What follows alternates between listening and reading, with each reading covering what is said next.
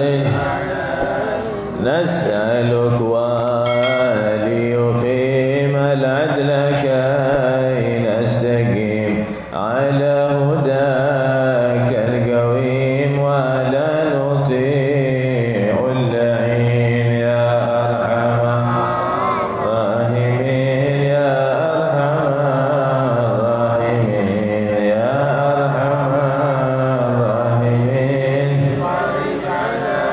سالك بجاه الجدود وليقيم الحدود عنا ويكفي الحسود ويدفع الظالمين يا أرحم الراحمين يا أرحم الراحمين يا أرحم الراحمين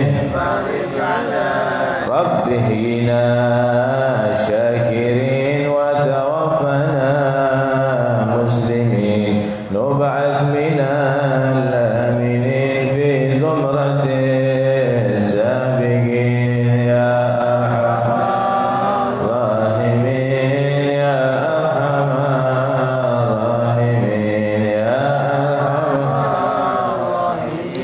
فرج على بجاه طه الرسول جد ربنا بالقبول وهب لنا كل سول رب استجب لي أمين يا أرحم الراحمين يا أرحم الراحمين يا أرحم الراحمين فرج واغفر لكل الذنوب واستر لكل العيوب واكشف لكل الكروب واكفي أذى المؤذين يا أرحم الراحمين يا أرحم الراحمين يا أرحم الراحمين فرج ثم الصلاة والسلام على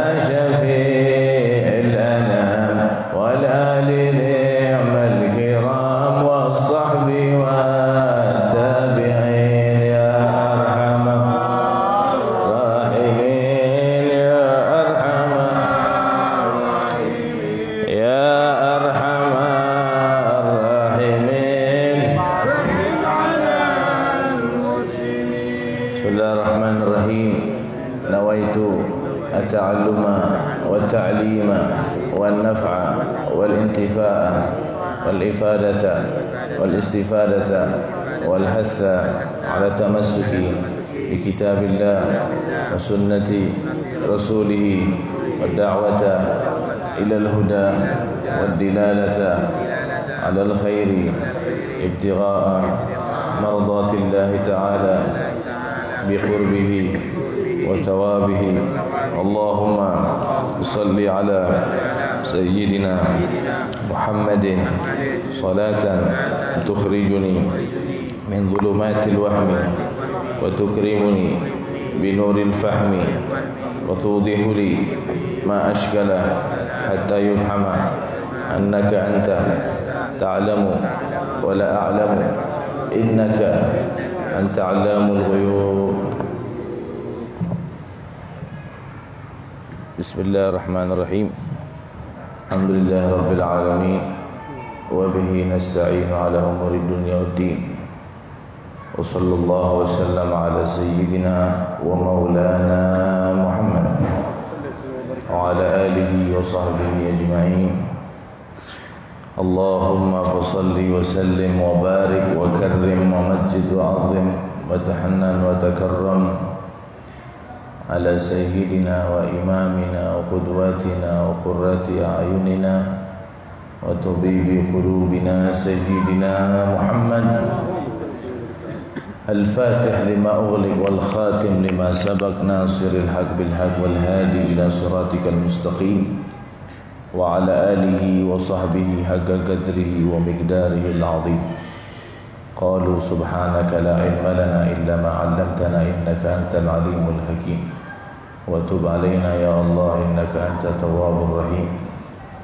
يا فتاح يا عليم افتح علينا وعليكم فتوح العارفين رب اشرح لي صدري ويسر لي أمري واحلل عقدة من لساني يفقهوا قولي بجاه النبي وصحبه والآل ربنا آتنا من لدنك رحمة وهيئ لنا من أمرنا رشدا رب يسر ولا تؤسر رب تمم بالخير اللهم لا سهل إلا ما جعلته سهلا وأنت تجعل الحزن إذا شئت سهلا يا حي يا قيوم لا إله إلا أنت سبحانك إني كنت من الظالمين والحمد لله رب العالمين. قال المصنف رحمه الله تعالى ونفعنا به وبعلومكم وبعلوم سائر الصالحين في الدارين آمين. إلى أن قال عن أبي عبد الرحمن عبد الله بن عمر بن الخطاب رضي الله تعالى عنهما قال سمعت رسول الله صلى الله عليه وسلم يقول بني الإسلام على 5 شهادة أن لا إله إلا الله وأن محمد رسول الله وإقام الصلاة وإيتاء الزكاة وحج البيت وصوم رمضان رواه البخاري ومسلم. السلام عليكم ورحمة الله وبركاته. Alhamdulillah, puji syukur kehadiran Allah Subhanahu wa taala.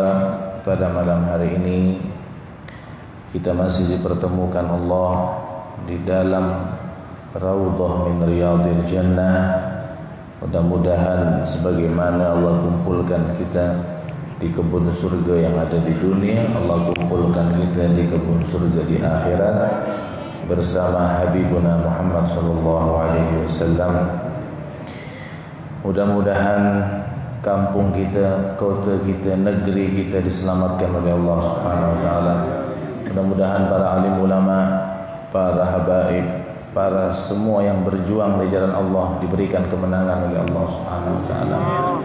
Mudah-mudahan yang istiqamah hadir di majlis, Allah panjangkan umur, nasihatkan badan, Allah murahkan rezeki, yang sempit Allah luaskan, yang sakit Allah sembuhkan, yang punya hutang Allah lunaskan, yang punya hajat Allah kabulkan. Mudah-mudahan kita semuanya insya-Allah meninggal dalam keadaan husnul khatimah. Mudah-mudahan ilmu yang kita pelajari menjadi ilmu yang manfaat barakah insyaallah di dunia wal akhirah. Alhamdulillah rabbil alamin. Hadirin wal hadirat yang dimuliakan Allah. Masih menyambung daripada hadis yang ketiga mengenai rukun Islam. Rukun Islam yang kedua yang kita bahas yaitu wa iqamis salat dan menunaikan salat. Terakhir kita bahas bahwasanya seseorang itu akan bisa merasakan kenikmatan atau keasyikan di dalam salat apabila dia merasa menghadap kepada Allah. Jadi jangan berharap bisa nikmat dalam solatnya kalau tidak merasa menghadap Allah. Wa innaha lakabiratun illa 'alal khashi'in alladhina yadhunnuna annahum mulaqu rabbihim wa annahum ilaihi raji'un. Dia merasa dia akan berhadapan kepada Allah. Barulah di situ akan merasakan kenikmatan, keasyikan di dalam solatnya. Nah, kenapa kadang kita terburu-buru di saat melaksanakan solat, kepengen cepat selesai? Mungkin kalau imamnya baca surat panjang, insya-Allah besok kita tak mau ke masjid itu lagi, ya kan? Kenapa? Karena kita tidak merasa menghadap Allah. Itulah yang perlu kita kaji, yang kita pelajari. Kalau urusan solat sebagaimana yang kita sampaikan, insya-Allah kita semuanya sudah solat. Tinggal bagaimana kita naikkan levelnya Bagaimana supaya kita ini solat ini betul-betul kita merasakan keasikan, kenikmatan sebagaimana yang didapatkan oleh Nabi Muhammad SAW di hadapan Allah Subhanahu wa taala. Dan Allah sendiri yang meletakkan kenikmatan itu, tapi bagi orang yang merasa menghadap Allah dan mempunyai rasa cinta kepada Allah. Tak mungkin orang bisa asik nikmat sama seseorang kalau tidak cinta. Kalau cinta baru dia nikmat, baru dia asik. Mau hujan ribut ke, mau guntur petir ke, mati bersama tidak masalah, karena bersama orang yang dia cintai, ya kan? Mungkin punya janjian sama orang tuanya pun dibatalkan demi ketemu orang yang dicintai. Janjian sama Habib pun nanti Robeb dia bilang tak jadi ini, ada masalah penting, rupanya ketemu sama orang yang dia cintai. Menggebu-gebu, terburu-buru, kesusu, kepengen cepat bertemu sama orang yang dicintai. Kalau kita punya perasaan seperti itu, jadi jangan ngaku cinta sama Allah kalau masih belum bisa merasakan kenikmatan di dalam sholat. Kita sama-sama belajar. Ana juga yang menyampaikan ini masih belajar bagaimana caranya supaya bisa merasakan kenikmatan dan keasikan di dalam sholat. Ada poin penting yang perlu dipahami. Mungkin ini bisa membantulah sedikit. Kalau kita bahas orang itu bisa asik sholat kalau merasa menghadap Allah. Sekarang timbul pertanyaannya, bagaimana caranya supaya kita ini merasa menghadap Allah? Gimana caranya supaya betul-betul kita ini merasa bisa berhadapan dengan Allah Subhanahu wa taala? Begini, ada anggapan-anggapan yang keliru di dalam memahami pemahaman solat. Inilah kadang yang membuat solat kita menjadi tidak asik, tidak nikmat. Paling tidak, ana simpulkan di sini ada tiga anggapan manusia umumnya kita yang awam ini di dalam memahami solat. Kelompok yang pertama, mereka memahami atau menganggap solat itu hanya ka'annaha dainun yang bagi ayu addiya fahsib. Dia menganggap solat itu hanya seperti hutang. Tahu hutang dah? Udah kita bahas masalah hutang kemarin ya. Doa-doanya udah kasih belum ya? Lupa nah. Ditunggu sama ibu-ibu. Ada sebagian orang yang menganggap solat itu seperti hutang. Berarti hutang itu kan beban, iya kan? Pengen cepat-cepat gimana caranya supaya hutang itu cepat diselesaikan. Jadi solat itu dianggapnya seperti hutang, beban bagi dia. Ya, itu yang pertama. Yang kedua, ada yang menganggap solat itu ka'annaha himlun fi dhahrihim yang bagi ayyulqa fahasib.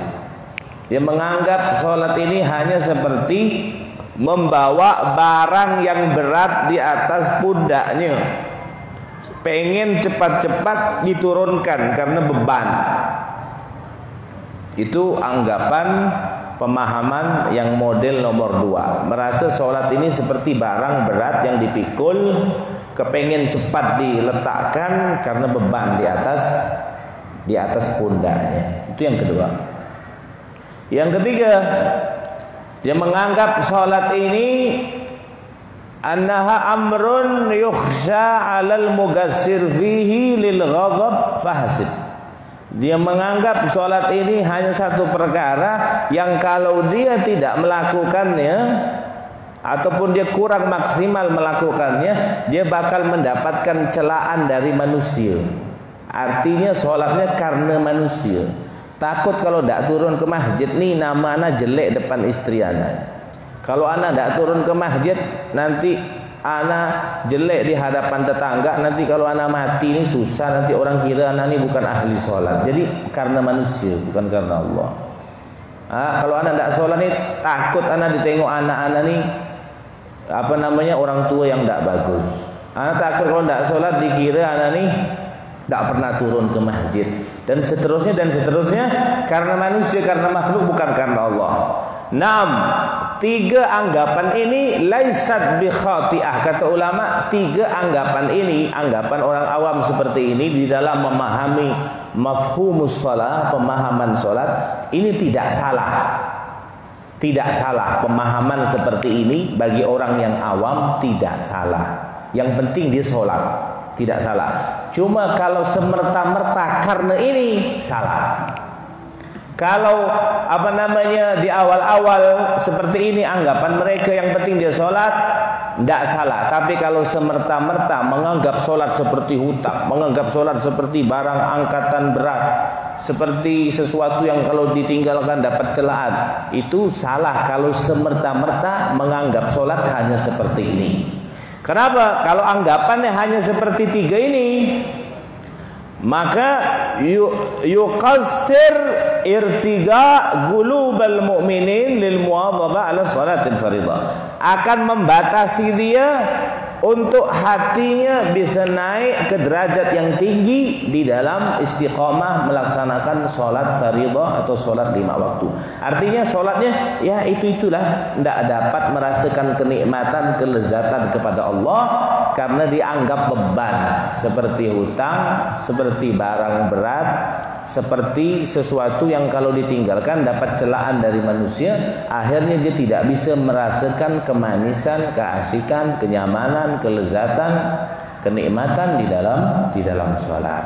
Sekarang pertanyaannya, terus bagaimana supaya sholat kita bisa asik, nikmat, enak, bisa kita menikmati? Gimana caranya kita di dalam memahami makna sholat ini? Maka kita katakan ada 3 juga lawannya. Kalau 3 pemahaman tadi salah, maka ada juga 3 pemahaman yang benar, yang kalau kita bisa memiliki pemahaman 3 ini, baru kita bisa menikmati daripada solat kita di hadapan Allah Subhanahu wa taala. Apa itu? Yang pertama, agar kita betul-betul merasakan nikmat di dalam melaksanakan solat. Satu, yang pertama, ini yang paling penting di antara 3 ini, yaitu kita merasakan dan kita meyakini dan kita beranggapan bahwa salat ini adalah mau'idu liqa'ul muhib ila mahbubihi. Dia merasakan bahwa salat ini adalah satu waktu, satu momen, satu keadaan untuk bertemunya seorang pecinta kepada orang yang dicintai, yaitu Allah Subhanahu wa taala. Kalau dia punya peranggapan seperti ini, baru dia bisa menikmati, karena ini waktu yang paling pas, yang paling tepat untuk bertemunya seorang yang mencintai kepada orang yang dicintai, yaitu Allah Subhanahu wa taala. Dan dia yakin di saat dikumandangkan azan Allahu Akbar, Allahu Akbar, ini adalah izin langsung dari Allah bahwa kita ini para pecinta diperbolehkan untuk Allah, diizinkan oleh Allah untuk bertemu dengan Allah Subhanahu wa taala di dalam salat kita. Itu anggapan seperti itu harus muncul di dalam hati kita tak kala azan. Allahu Akbar, Allahu Akbar. Jangan seperti orang terkejut dengar azan gitu. Allah, ini belum selesai, gimana? Enggak, langsung udah. Seakan-akan oh ini Allah manggil ini. Ini Allah manggil, ini udah enggak boleh yang lain-lain, stopkan semuanya. Ini Allah manggil, ini saat Allah mengizinkan aku untuk bertemu dengan Allah Subhanahu wa taala. Kalau kita punya anggapan seperti itu, baru bisa menikmati salat. Jadi kita belajar ini kan. Ini kan kita belajar, ini kan teori nih. Kita sambil belajar, tapi ini kan teori yang Ana sampaikan, ini kan teori, dan Ana juga belum tentu bisa mengamalkan. Tapi kita berusaha sekuat mungkin, mumpung umur masih ada kan? Mumpung umur masih ada. Nah, kemudian perbedaan yang sangat besar bagi orang yang sholat menganggap sholatnya seperti hutang, dengan orang yang sholat menganggap sholat ini waktu bertemunya kekasih dengan orang yang dikasihnya, orang yang dicintai. Besar perbedaan, tidak sama. Biasanya orang kalau punya utang, selagi belum bayar hutang itu kan susah kan, ya dah. hammun bil lail wa ghammun fin nahar. Hutang itu sumpek di malam hari, malu di siang hari. Itu hutang kan. Mau ketemu orang malu, banyak hutang. Di malam hari sumpek mikirkan bagaimana caranya membayar hutang. Tapi tak kalah hutang itu udah dibayar, senang apa enggak? Senang. Beda dengan sholat. Kalau utang senangnya setelah dibayar, tapi kalau dalam sholat yang dituntut sama Allah bukan senang setelah sholat, tapi senang di saat sholat. Itu bedanya orang yang menganggap sholat itu utang dengan sholat itu waktu bertemu dengan Allah. Kalau utang senangnya setelah bayar, tapi kalau sholat kita harus mendapatkan kesenangan, kenyamanan itu bukan setelah sholat, tapi di saat dalam sholat, seperti yang dialami oleh Nabi Muhammad Sallallahu Alaihi Wasallam di saat berhadapan dengan Allah Subhanahu Wa Taala. Makanya di saat kita sudah mulai masuk ke dalam masjid, kita mulai sedikit demi sedikit merasakan hakikatul unus, hakikat kenyamanan. Aku dah mulai ni masuk ke rumah Allah, adab, akhlak, duduk dengan baik, tak ngomong, tak ngobrol, ya kan? Fokus sampai nanti datang masuk qomat, sampailah nanti takbiratul ihram, merasa sekarang ini aku sedang dekat dengan Allah Subhanahu Wa Taala. Sebentar lagi qomat, sebentar lagi Allah manggil aku untuk bertemu dengan Allah Subhanahu Wa Taala. Ini pemahaman yang pertama yang harus kita miliki di dalam memahami pemahaman sholat agar bisa mendapatkan kenyamanan dan kenikmatan di dalam sholat. Yang kedua, kita harus beranggapan bahwasanya sholat ini hiya mau'id raf'il humum wal hajat wal qurubat ila man biyadihi wahdahu ayufarrijaha. Kita harus beranggapan bahwa sholat ini adalah tempat untuk kita mencurahkan segala kesumpekan dan segala hajat kita kepada zat yang satu-satunya yang bisa menyelesaikan hajat-hajat kita. Makanya kalau ada orang terburu-buru dalam sholat, berarti dia tidak menganggap Allah bisa menyelesaikan masalah dia. Kan udah Anda sampaikan minggu kemarin, kalau dia terburu-buru karena ada satu hajat yang akan dia lakukan setelah sholat, padahal dia sekarang berada di hadapan zat yang maha menyelesaikan hajat dia setelah sholat ini. Kenapa dia lari dari Allah Subhanahu Wa Taala? Karena dia tidak memiliki pemahaman ini, bahwa sholat adalah waktu yang tepat untuk kita mencurahkan curhat, memaparkan, memberitahu kepada Allah, walaupun Allah Maha tahu. Kata Al-Habib Abdullah bin Alawi Al-Haddad dalam qasidahnya, qad kafani ilmu rabbi min su'ali wa ikhtiyari wa du'ai wa ibtihali syahidun li biftigari. Allah dah tahu, Allah tahu qad kafani ilmu rabbi, pengetahuan Allah sudah cukup, tidak perlu kita doa, tidak perlu kita solat. Allah dah tahu keadaan kita miskin, susah, banyak hajat, tahu Allah. Tapi fadu'ai wabtihali, aku masih mau berdoa kepada Allah, bermunajah. Kenapa? Syahidun li biftigari, menunjukkan bahwa aku butuh sama Allah. Allah dah tahu, cuman kita harus ngangkat tangan, harus berdoa, harus solat, biar menunjukkan bahwa kita ini butuh dengan Allah Subhanahu Wa Taala. Itu yang kedua, menjadikan solat adalah waktu untuk menyampaikan segala kesumpakan, kesusahan, hajat-hajat kita kepada Allah Subhanahu Wa Taala. Jangan kita anggap begini ya, masa yang susah-susah ngasih tahu Allah. Enggak, Allah beda dengan makhluk. Kalau makhluk mungkin risau kalau ente curhat sama dia, curhat yang tak enak kau kasih tahu aku gitu deh. Yang susah-susah kau curhat, yang lagi senang-senang senyap ya tak bunyi, ya kan? Lagi sakit gigi, kadang satu kampung diceritakan sakit gigi. Jika dapat duit cair jual tanah, senyap kan rumah. Tak buka pintu rumah. Nah, kalau Allah tidak, semuanya kau sampaikan kepada Allah. Ini saatnya di saat sholat. Yang ketiga, pemahaman yang ketiga, anggapan yang ketiga agar sholat kita nikmat apa? Antakuma ila sholati wa anta mustash'irun annaka tatahayya li mi'raji irtigaik. Kata Allah, dalam ulama mengatakan, kau harus beranggapan bahwa di saat kau sholat, kau sedang dimi'ratkan oleh Allah Subhanahu Wa Taala. naik pangkat di sisi Allah Subhanahu wa taala. Ini pangkat akhirat ini ya. Pangkat dunia saja, kalau seandainya ente kerja di satu kantor, satu perusahaan, ataupun ente jadi aparat misalkan, tiba-tiba dapat kabar pangkat ente naik, senang dah ente? Senang kan? Udah otomatis gaji pasti naik. Kalau jabatan naik, pangkat naik, gajinya naik, senang. Bagaimana perasaan hati kita di saat mendapatkan bahwa derajat kita dinaikkan Allah dalam urusan dunia? Senang. Di dalam sholat, derajat kita dimi'ratkan oleh Allah untuk lebih dekat, litataragga, untuk naik tinggi menghadap Allah Subhanahu wa taala. Jadi salat mi'rajul mukmin. Salat ini adalah mi'rajnya seorang mukmin untuk sampai kepada Allah Subhanahu wa taala. Naik makna-makna ubudiyah, penghambaan kita kepada Allah. Maratib gurbik ilallah, tingkatan kedekatan kita kepada Allah semakin dekat di dalam salat. Dan itu harus kita rasakan dari sejak wudu, dari sejak masuk masjid, tahiyatul masjid, salat qabliyah, azan qoman, kita merasakan kita sekarang lagi naik.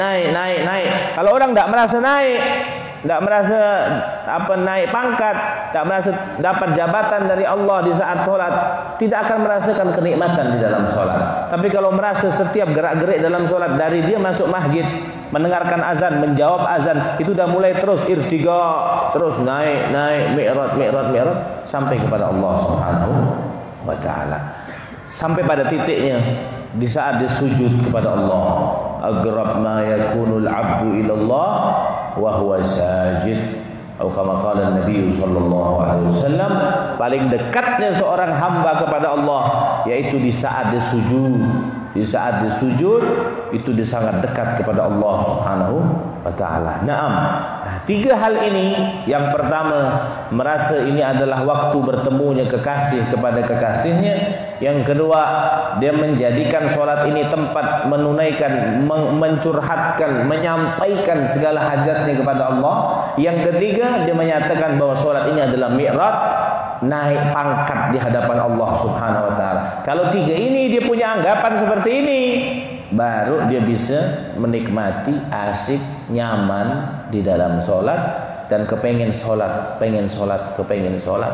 Tidak peduli apapun yang terjadi, mau sesibuk apapun bakal ditinggalkan, karena dia rindu dengan tiga hal ini, karena dia betul di dalam memahami pemahaman solat yang sebenarnya. Nah, dari tiga itu, yang paling penting, yang nomor pertama tadi itu, merasa bahwa akan bertemu kepada orang yang dicintai, yaitu Allah Subhanahu wa taala.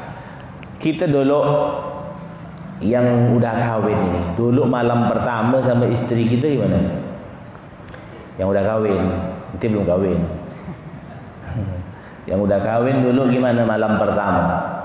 Yang tak pernah pacaran ya, yang udah pacaran kan mungkin udah ketemu, udah pernah bonceng, udah pernah, yang belum pernah sama sekali, kayak di Hadramut itu kan, tidak pernah sama sekali ketemu, bahkan lihat pun tidak bisa. Lihat istri itu malam pertama, pas tunangan apa tidak boleh lihat. Yang boleh lihat tuh emak, kakaknya boleh lihat. Jadi untung-untungan, pas kena lawa-lawa lah.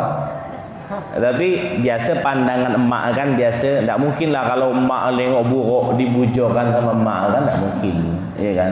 Sanak tu menjaga betul-betul tidak bisa dilihat, kecuali makanya sanak itu di Hadramut, di Yaman, dan di negara-negara Islam yang cadar juga, hikmahnya orang pakai cadar tu apa? Jadi dia tidak ada perempuan paling cantik kecuali istri dia. Kenapa? Karena dia tak bisa lihat perbandingan, tak bisa lihat bini orang. Kadang bini orang ni lebih cantik daripada bini kita, karena kita bisa lihat. Setan kan bermain di situ. Apalagi cobaan pernikahan itu kan bosan, iya kan? Bosan, manusia pasti bosan. Memang jatahnya lebih dari satu. Jadi mau seburuk-buruk apa bininya, tetap bininya paling cantik, karena tidak ada perbandingan di situ, ya kan? Kita dulu malam pertama, kalau memang betul-betul belum pernah ketemu, apalagi bainahumal mahabbah, antara suami dan istri punya ikatan cinta, bagaimana perasaan hatinya? di saat bertemu dengan orang yang dicintai, iya kan? Pengen itu nak nerpak ya elah. Kepada orang yang dicintai, sampai ada syair tu mengatakan kalau bisa malam ni terus, tak ada subuh-subuhnya terus malam panjang. Ya kan, makanya yang paling sumpek orang malam pertama itu kalau udah azan subuh sumpek dia. Sama kayak orang wali-wali Allah, kalau udah azan subuh mereka sumpek karena mereka udah stop untuk beribadah kepada Allah. Kalau orang kawin pun sumpek juga, karena susah kalau pagi-pagi kan, kalau malam-malam kan enak, betul ya? Yang paham ya, yang tak paham cepat-cepat kawin. Nah, begitu juga seorang anak misalkan mondok bertahun-tahun di Yaman atau di Makkah atau di Mesir atau ke Jawa, setahun saja kan, kadang anak-anak pondok ini kan balik bulan puasa itu kan, emaknya nih rindu sama anaknya, setahun tak ketemu, udah datang bulan Sya'ban, sebulan lagi bulan Ramadan, budak-budak bakal balik ke Pontianak. Senang tak emaknya? Senang kan, rindu setahun tak ketemu, sekali ketemu dia akan merasakan, oh sebentar lagi bulan Sya'ban, waktu pulang anak-anakku, aku akan bertemu dengan anakku. Bagaimana perasaan galbul hati seorang ibu, sifat keibuan yang rahmat tadi itu, rindu setahun tidak ketemu sama anaknya. Kalau anaknya soleh, kalau anaknya bajingan, risau gak dia nak ketemu, iya kan? Kan begitu.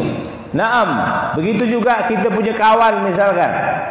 Kita punya kawan dulu akrab di sekolah SD, SMP, di pondok, atau kawan kerja akrab dekat, mungkin pernah nginap dulu satu rumah, satu kos atau apa sebagainya. Pergi dia misalkan kerja di tempat lain, bertahun-tahun tak ketemu, akhirnya tiba-tiba bahkan putus kontak, wala Facebook, wala WhatsApp, wala telepon, tak ada kontak. Tiba-tiba dia dapat nomor kita, WA, di mana antum, ana mau ke Pontianak. Senang tak kita? Bertahun-tahun tak ketemu, teman akrab, teman kental. CS apa bahasa kita ni? CS dekat ke? Kawan dekat, akhirnya ketemu. Senang kita, karena kita akan bertemu dengan dia. Cuma kata ulama, hadhihi anwa'ul mahabbah mahduda wa maksura. Cinta-cinta seperti ini, cinta kepada anak, cinta kepada teman, cinta suami kepada istri, ini cinta yang terbatas.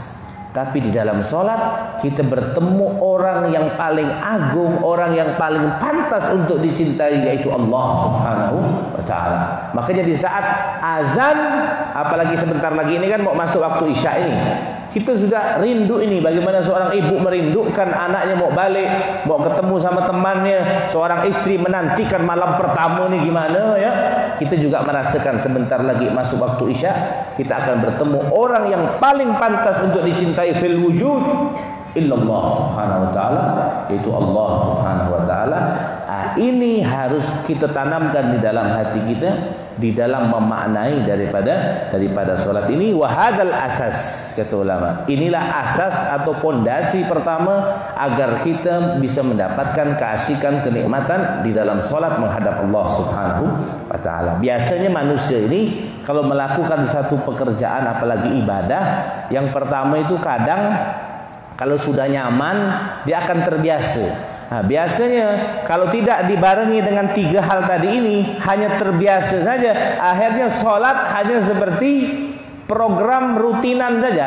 Solat ini hanya seperti senam pagi dan sore, iya kan? Yang penting masuk masjid, yang penting solat, yang penting ruku, yang penting sujud, udah selesai zikir dah balik. Hanya seperti program harian senam pagi dan sore saja.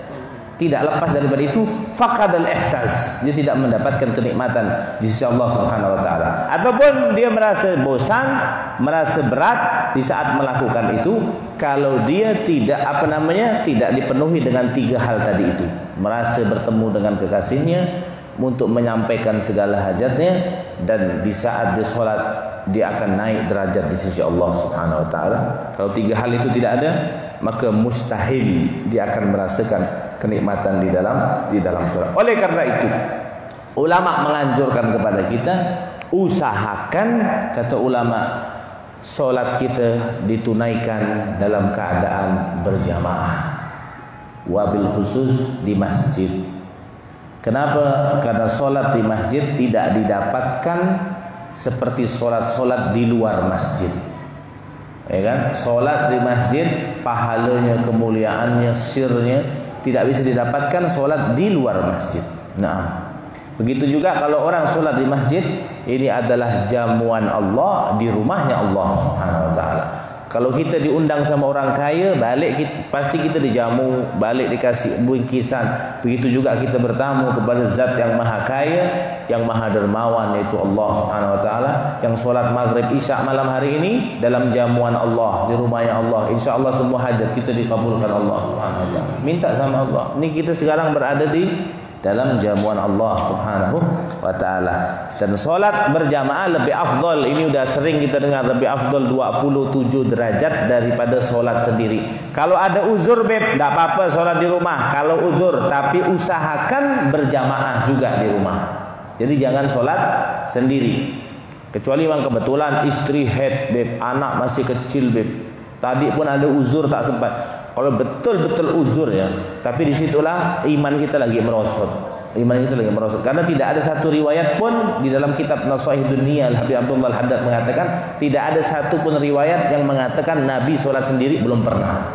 Nabi pasti berjamaah. Kalau tidak bisa berjamaah di masjid, ada uzur, berjamaah di rumah. Istri kita juga di rumah, walaupun ikhtilaf ulama apakah istri ini boleh sholat sendiri ataupun kalau dia punya anak ajak berjamaah, karena biar tidak rugi karena mendapatkan 27 derajat tadi. 27 derajat itu bagi orang yang tamak dalam kebaikan. Kalau seandainya ketinggalan, nangis dia rugi. 27 derajat itu duit 1 juta dengan 27 juta. Kita pilih mana? 1 juta. Tapi dalam urusan ini kita santai-santai saja. Makanya usahakan jangan hanya maghrib, jangan hanya isya saja di masjid. Kalau bisa zuhur, asar, subuh, usahakan. Kalau memang tidak ada uzur di masjid. Kalau tidak di rumah, tapi di rumah juga dalam keadaan berjamaah. Naam. Kemudian usahakan sholat itu di dalam waktu afdaliyah, waktu yang paling afdal. Waktu yang paling afdal itu kita berada di dalam masjid dan orang sedang azan. Itu waktu yang paling afdal, mendapatkan azannya muazzin. Kita sudah di dalam masjid dan azan, setelah itu baru orang azan. Bukan setelah azan, setelah orang udah qomat baru datang. Itu tidak dapat waktu. Nanti ada waktu afdaliyah, ada waktu jaiz, ada waktu ikhtiar, ada waktu karahah, ada waktu hurmah. Itu dalam fikih dibahas itu waktu-waktu. Nah, waktu yang paling afdal kita bisa di masjid dan kita mendengarkan azan. Kita mendapatkan sebab-sebab solat, diantaranya azan, iqamat, solat qobliyah, ba'diyah, dan kita mendapatkan takbiratul ihram pertama bersama imam. 40 hari saja kita istiqamah mendapatkan takbiratul ihram pertama, maka kita aman dari dua, aman dari sifat munafik dan aman dari siksa api nerakanya Allah Subhanahu wa taala. Mudah-mudahan kita diselamatkan Allah Subhanahu wa taala. Naam. Kemudian Nabi sallallahu alaihi wasallam bersabda. Apa kata Nabi? Maftaradallahu ala 'abdin. Sebentar. Maftaradallahu ala khalqihi ahabba ilaihi minas salat. Tidak ada perbuatan wajib yang paling dicintai Allah daripada salat. Banyak nih kan ibadah-ibadah wajib nih banyak, ibadah-ibadah fardu banyak. Yang paling dicintai Allah salat. Walau kana syai'un ahabba ilaihi minas salat la ta'abbada bihil malaikah. Kalau ada sesuatu wajib yang lebih afdal dari salat, maka pasti malaikat akan melakukannya. Tapi buktinya malaikat bertagarrub kepada Allah seperti bertagarrubnya kita di dalam solat. Malaikat itu ibadahnya apa? Ruku, sujud, duduk, tahiyat, ada yang berdiri. Ini kan semua gerakan-gerakan di dalam solat. Ada malaikat yang ruku terus sampai hari kiamat, baru dia selesai. Ada yang tugasnya hanya sujud terus sampai hari kiamat, baru selesai. Nanti baru dia dibangkitkan Allah, baru dia bilang ma'abadna hagga ibadatik wala arafnaka hagga ma'rifatik. Yang udah ruku sampai hari kiamat, yang sujud sampai hari kiamat, dia bilang, ya Allah, aku belum sebenar-benarnya kenal sama engkau, belum sebenar-benarnya beribadah kepada engkau. Padahal ibadahnya luar biasa. Kita ni yang masih belang-belang kambing tak pernah mengatakan seperti itu. Nah, itu malaikat bertagarrub kepada Allah dengan ibadah sholat. Pernah dengar enggak malaikat puasa? Jangankan puasa bang, dia tak makan memang malaikat. La akla, la surba, wala nauma lahum. Tak makan, tak minum, tak tidur malaikat. Pernah dengar malaikat zakat? Pernah dengar malaikat haji? Pernah dengar malaikat apa? Zikir, salawat, baca Quran? Tak pernah. Tapi malaikat bertakarrub kepada Allah dengan gerakan-gerakan salat. Kalau seandainya ada yang lebih afdal daripada salat, maka pasti malaikat akan melakukan itu. Kenapa malaikat pilih ini? Karena ini adalah amalan yang paling dicintai oleh Allah Subhanahu wa taala. Mudah-mudahan kita dicintai Allah insyaallah. Kemudian Nabi mau mengajarkan kepada kita. Masih ada waktu nih? Masih. Nabi bilang, Nabi minta pendapat sama sahabat-sahabat.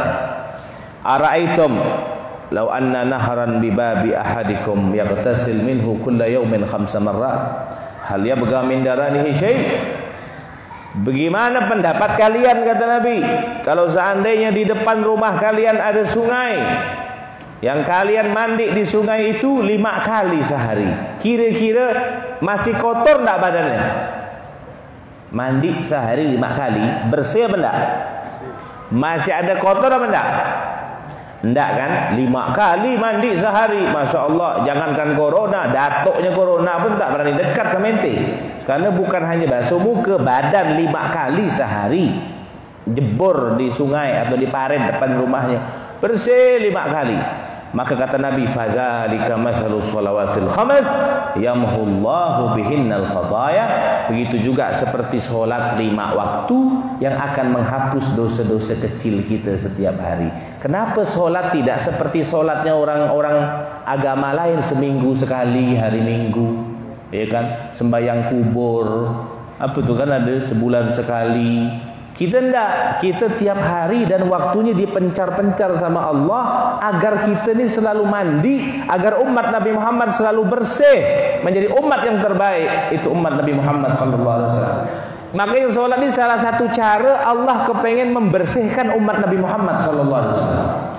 Antara ente solat zuhur, habis solat zuhur ente ke warung kopi, tak sengaja buka HP gambar perempuan telanjang misalkan. Datang waktu asar, ente sholat, habis tuh dosa. Habis asar duduk di tepi-tepi bakau kan namanya, ngomongkan orang, gosip orang ini. Datang waktu maghrib sholat, habis dosa ente. Antara maghrib dan isya, ini kebetulan di majelis. Bagi yang tak ke majelis, duduk di warung kopi depan ngomongkan orang lagi. Datang waktu isya, habis dosa. Hanya isya dan subuh saja yang jauh jaraknya, itu pun Allah kesian sama kita. Kalau seandainya isya jam 12 malam, ya Allah, insya Allah tak ada yang sholat. Berat sholat jam 12 malam isya. Itu pun isya ke subuh jauh karena Allah sayang sama kita. Allah kepingin adalah ente istirahatlah badal isya, nanti subuh ente bangun lagi. Itu pun masih banyak yang bangun jam 8 masih, baru dikasih istirahat dari isya sampai subuh. La haula wala quwata illa billah. Makanya ya kalau terbebes ya kata orang Madura ya. Ya kalau sekali 2 kali lah, karena capek, karena capeknya ibadah, bukan karena capeknya main gaplek, lain ceritanya, ya kan? Subhanallah, Allah pengen kita bersih terus. Kalau ada orang datang, beb, ana tak sholat seminggu, beb, ya Allah, berarti tidak mandi seminggu, gimana itu? Itu kalau baju itu noda bandel itu, tidak bisa pakai rinso, harus pakai minum Beclean. Seminggu soalnya kotor. Beb, anak 3 bulan tidak sholat. Oh 3 bulan. Orang gila berarti tak mandi 3 bulan. Beb, anak setahun. Oh kalau setahun berarti tidak bisa mandi. Ente harus dimandikan berarti. Harus disikat ente. Iya kan? Inilah caranya Allah kepengen membersihkan umat Nabi Muhammad SAW. Innal hasanat yudhibnas sayyi'at. Itu ada di dalam hadis yang ke-17 nanti di sini. Enggak tahu, mungkin 10 tahun lagi kita bahas. Ini udah 4 tahun apa 3 tahun baru hadis ketiga ini. Masih ada 37 hadis lagi di dalam kitab ini. Begitu caranya Allah kepengen membersihkan umat Nabi Muhammad sallallahu alaihi wasallam. Antara zuhur, asar, maghrib, isya, terus nanti solat isya sampai subuh diampunkan. Subuh ke zuhur juga, dari subuh ke zuhur kita kerja banyak nipu orang apa ini, tapi bukan berarti kesempatan ente untuk bermaksiat. Oh gampang nanti zuhur Allah bersihkan. Enggak, Allah tahu hati kita. Yang mana kita memang terperangkap kepada maksiat dengan sengaja, itu kan Allah tahu, iya kan? Kita manusia tidak pernah lepas. Tapi ingat, itu caranya Allah kepengen membersihkan umat Nabi Muhammad SAW. Ada satu cerita, ada seorang sahabat Nabi, dia jualan kurma. Tiba-tiba ada seorang perempuan cantik mau beli. Akhirnya kata si sahabat yang jual kurma ini bilang, ente mau ndak anak kasih kurma gratis, tapi ente layani ana ndak mau zina, cukup cium-cium saja. Akhirnya masuk ke dalam, perempuan ini, mungkin perempuan ini butuh dengan kurma, masuk dalam, dipeluk-peluk, dicium-cium apa sebagainya, tapi ndak sampai berhubungan. Akhirnya sahabat ini merasa bersalah. Allah astagfirullah, dia bilang kan, karena mereka manusia juga, bukan nabi, bukan malaikat. Akhirnya dia datang kepada Nabi Muhammad SAW. Ya Rasulullah, asabtu haddan fa'agimhu alayya. Aku telah melakukan dosa ya Rasulullah, tolong kau tunaikan hukuman kepadaku. Nabi langsung berpaling meninggalkan orang ini. Ada Sayyidina Umar di situ.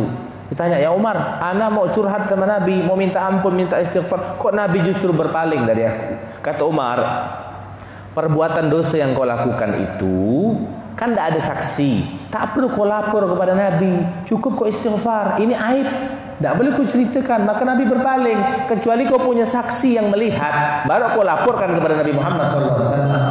Makanya Nabi Muhammad berpaling.